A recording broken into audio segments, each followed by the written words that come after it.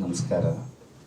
ಹಿರಿಯ ಕಲಾವಿದೆ ರಾಧಾ ರಾಮಚಂದ್ರ ಅವರಿಗೆ ನಮಸ್ಕರಿಸುತ್ತಾ, ಹಾಗೂ ವೇದಿಕೆ ಮೇಲಿರ್ತಕ್ಕಂಥ ಎಲ್ಲ ಕಲಾವಿದರಿಗೂ, ಮುಂದೆ ಇರ್ತಕ್ಕಂಥ ಎಲ್ಲ ನಿರ್ದೇಶಕರಿಗೂ, ಸಂಗೀತ ನಿರ್ದೇಶಕರಿಗೂ, ಎಲ್ಲ ಮಾಧ್ಯಮ ಮಿತ್ರರಿಗೂ ಮತ್ತು ತುಂಬ ಜನ ಬಂದಿದ್ದಾರೆ, ಕಲಾವಿದರು, ಕಲೆಯ ಆರಾಧಕರು, ಕಲಾ ಪೋಷಕರು, ಕನ್ನಡವನ್ನು ಉಳಿಸ್ತಕ್ಕಂಥ, ಕನ್ನಡವನ್ನು ಬೆಳೆಸ್ತಕ್ಕಂಥ ಮನಸ್ಸುಗಳು ಇಲ್ಲಿದ್ದಾವೆ ನಾಲ್ಕು ಗೋಡೆ ಮಧ್ಯೆ ಅಂತ ನಾನು ಅಂದ್ಕೊಂಡಿದ್ದೀನಿ. ನಿಮ್ಮೆಲ್ಲರ ಅಂತರಾತ್ಮಕ್ಕೆ ಶರಣು ಶರಣು ಶರಣು.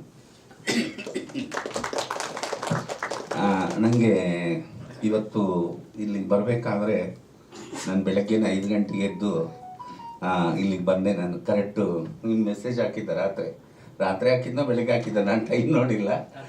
10:15 ಇಲ್ಲಿರ್ಬೇಕಮ್ಮ ಅಂತ ಹೇಳಿದ್ದ. ಹಂಗಾಗಿ ನಾನು 10 ಗಂಟೆಗೆ ಇದ್ದೆ.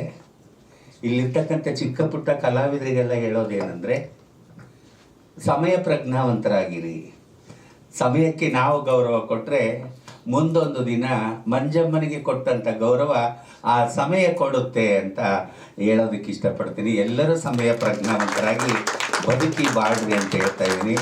ನಮ್ಮ ಪ್ರವೀಣ್ ಕುಮಾರ್ ಒಂದು ಒಳ್ಳೆಯ ಸಿನಿಮಾವನ್ನು ಮಾಡಿದ್ದಾರೆ. ಯಾಕೆ ಪದೇ ಪದೇ ಕನ್ನಡ ಸಿನಿಮಾ ಅಂತ ಹೇಳ್ತಾ ಇದ್ದಾನೆಂದರೆ, ಇಲ್ಲಿ ಕೆಲವೊಬ್ರಿಗೆ ಅನಿಸಿರ್ಬೋದು, ಇಷ್ಟು ದಿವಸ ಕನ್ನಡ ಸಿನಿಮಾ ಅಲ್ವಾ ಮಾಡಿದ್ದು, ಇವರೇ ಫಸ್ಟ್ ಮಾಡಿದ್ದಾರೆ ಕನ್ನಡ ಸಿನಿಮಾ ಅಂತ. ಅಂದರೆ ಅದರಲ್ಲಿ ಹೆಚ್ಚು ಕನ್ನಡದಲ್ಲೇ, ನಮ್ಮ ಬಳ್ಳಾರಿಯ ಭಾಷೆಯಲ್ಲೇ, ನಮ್ಮ ಅವಳಿ ಜವಳಿ, ಇವಾಗ ಅವಳಿ ನಗರಗಳಾಗಿದ್ದವು, ವಿಜಯನಗರ ಜಿಲ್ಲೆ, ಬಳ್ಳಾರಿ ಜಿಲ್ಲೆ, ಆ ಭಾಷೆಯನ್ನು ಇಟ್ಕೊಂಡು ಕಷ್ಟಪಟ್ಟು ಬರೆದು, ಇಷ್ಟಪಟ್ಟು ಪ್ರೀತಿಯಿಂದ ಆ ಒಂದು ಡೈಲಾಗ್ಗಳನ್ನು ಬರೆದು, ಕಲಾವಿದರಿಗೆ ತಾನು ಮನಸ್ಸಲ್ಲಿ ಏನಿದೆ, ಯಾವ ಶೈಲಿಯಲ್ಲಿ ಹೇಳ್ಬೇಕು, ಯಾವ ಅಭಿನಯದಲ್ಲಿ ಹೇಳ್ಬೇಕು ಅನ್ನೋದನ್ನು ತುಂಬ ಕಷ್ಟಪಟ್ಟು ಮಾಡಿದ್ದಾನೆ.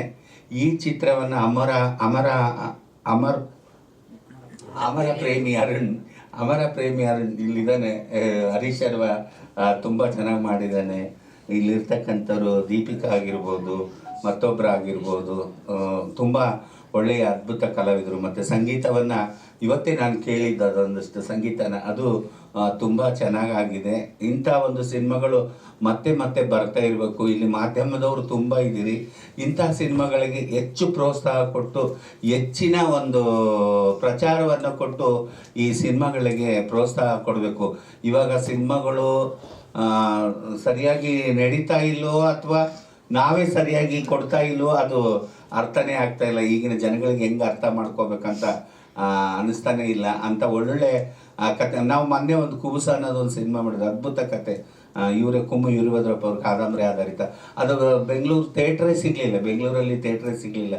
ಎಷ್ಟು ಒಂದು ಒಳ್ಳೆ ಸಿನಿಮಾ. ಅಂಥ ಒಳ್ಳೆ ಸಿನಿಮಾಗಳನ್ನು ಕೊಟ್ಟರು ಸಹ ಯಾಕೆ ಜನ ಥಿಯೇಟ್ರಿಗೆ ಒಂದು ಸಿನಿಮಾ ನೋಡ್ತಾ ಇಲ್ಲ ಅನ್ನೋದೇ ಒಂದು ದೊಡ್ಡ ಪ್ರಶ್ನೆ ಆಗಿದೆ. ದಯವಿಟ್ಟು ಮಾಧ್ಯಮದ ಮುಖಾಂತರ ಇಡೀ ನಮ್ಮ ಕನ್ನಡ ಜನತೆಗೆ ನಾನು ಕೇಳ್ಕೊಳ್ಳೋದೇನೆಂದರೆ, ಕನ್ನಡವನ್ನು ಉಳಿಸ್ರಿ, ಕನ್ನಡವನ್ನು ಬೆಳೆಸ್ರಿ, ಕಲಾವಿದರನ್ನು ಉಳಿಸಿ, ನಮ್ಮ ಕಲೆಯನ್ನು ಬೆಳೆಸಿ ಅಂತ ಹೇಳೋದಕ್ಕೆ ಖುಷಿ ಆಗುತ್ತೆ. ನೀವು ಇವತ್ತು ಸಿನಿಮಾ ಬಂತು ಅಂದರೆ ನಾಳೆ ನಾಡಿದ್ದೆ ಮೊಬೈಲ್ ಹಿಡ್ಕೊಂಡು ಮೊಬೈಲಲ್ಲಿ ಚೆಕ್ ಮಾಡ್ತಾರೆ ಈಗಿನ ಮಕ್ಕಳೆಲ್ಲ, ಬಂತ ಯೂಟ್ಯೂಬಲ್ಲಿ ಅಂತ. ನಮ್ಮ ಕುಬ್ಸ ಸಿನಿಮಾ ಹಂಗೆ ಮಾಡಿದ್ರು. ನಾವಿನ್ನೂ ಅದನ್ನು ಇದನ್ನೇ ಮಾಡಿಲ್ಲ, ಬಿಡುಗಡೆ ಆಗಿ 1 ವಾರ ಆಗಿಲ್ಲ, ಥಿಯೇಟರ್ ಪ್ರಿಂಟ್ ಬಿಟ್ಬಿಟ್ರಲ್ಲ ಯೂಟ್ಯೂಬಿಗೆ. ಯಾರು ಬಿಟ್ರೇನೋ, ಅವ್ನು ಲಕ್ಷಾಂತರ ದುಡ್ಡು ಹಾಕ್ತಾನೆ, ಅವ್ನ ಗತಿ ಏನಾಗಬೇಕು. ಇಂಥ ಒಂದು ಎಲ್ಲ ನಡೀತಾ ಇರ್ತವೆ. ಆ ಥರದ್ದು ನಡಿಬಾರ್ದು. ನಾನೊಬ್ಬ ತೃತೀಯ ಲಿಂಗಿಯಾಗಿ, ನಾನೊಬ್ಬ ಜೋಗತಿಯಾಗಿ ನಾನೆಲ್ಲರನ್ನೂ ಕೇಳ್ಕೊಳ್ಳೋದೇನೆಂದರೆ, ಕಲಾವಿದರನ್ನ ಉಳಿಸ್ರಿ, ಕಲಾವಿದರನ್ನು ಬೆಳೆಸ್ರಿ ಅಂತ ಹೇಳೋದಕ್ಕೆ ಇಷ್ಟಪಡ್ತೀನಿ. ಈ ಒಂದು ಅಮರ ಪ್ರೇಮಿ ಅರುಣ್, ಅಲ್ಲಿ ಪೋಸ್ಟ್ರು ನೋಡ್ತಾ ಇದ್ದೀರಾ, ನಮ್ಮ ಬಳ್ಳಾರಿ ಹರಪನಹಳ್ಳಿ ಅಂತ ಒಂದು ಬಸ್ ಇದೆ, ಕನ್ನಡ ಮಾತಾಡುವಂಥ ಒಂದು ಆಟೋ ನಿಲ್ಲಿಸಿದ್ದಾರೆ.